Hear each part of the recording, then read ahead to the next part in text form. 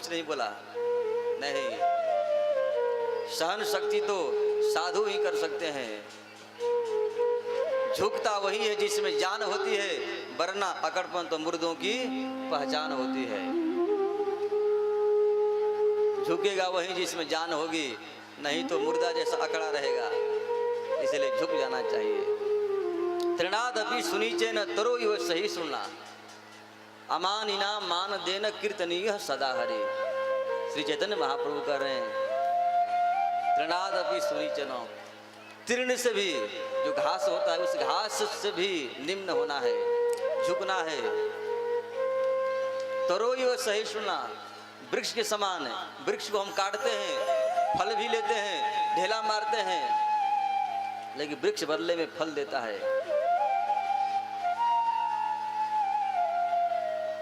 एक महात्मा जी किसी के घर में भिक्षा मांगने गए।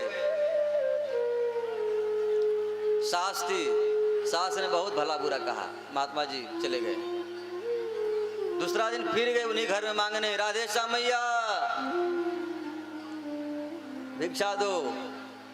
सास ने फिर गाली दिया कि पता नहीं है, फिर तुम आ गए, जाओ यहां से, चले जाओ।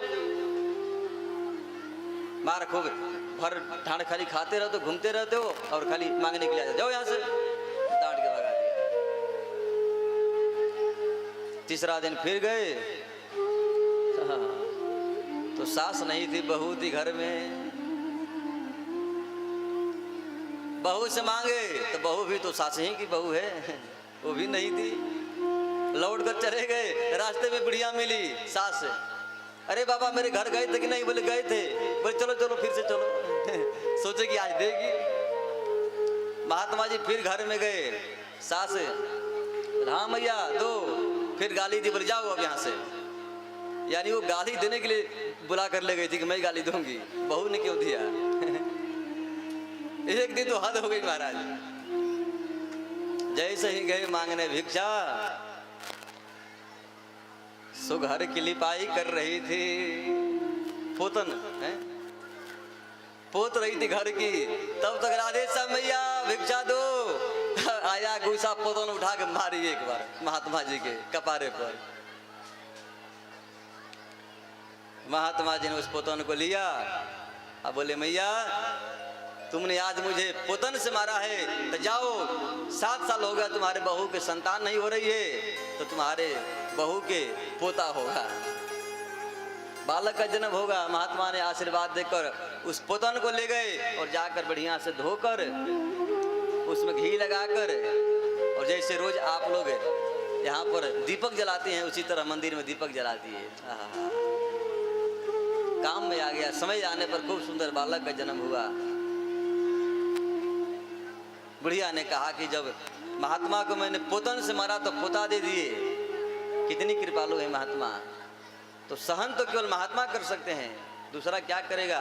इसलिए क्षमा सबसे बड़ी शक्ति है। आवत गारी ये कहे लौटत भयने,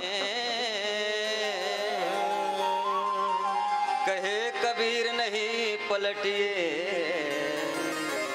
रहिए का।